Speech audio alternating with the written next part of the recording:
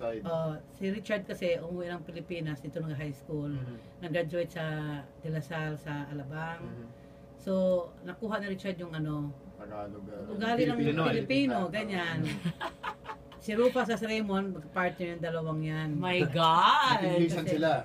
Kasi sila laki doon kaya sila, pag nag-away kami ni Rufa, ito naman, sa sumbong kay Raymond, si Raymond naman, te-text na naman sa akin. Okay, makialam sa akin ang gusto ko, gawin ko ha. Okay, magte-text sa akin. Wow, nice. And where does Tito Eddie fit in? Yeah. How's Tito Eddie? Kasi you're the disciplinarian. Siyempre, si Eddie, laging kami magkaaway dahil kumakampi siya kay Rufa. I'm daddy's girl. Oh. Yeah. Every time mag-away kami ni Rufa, lagi na lang ako mali.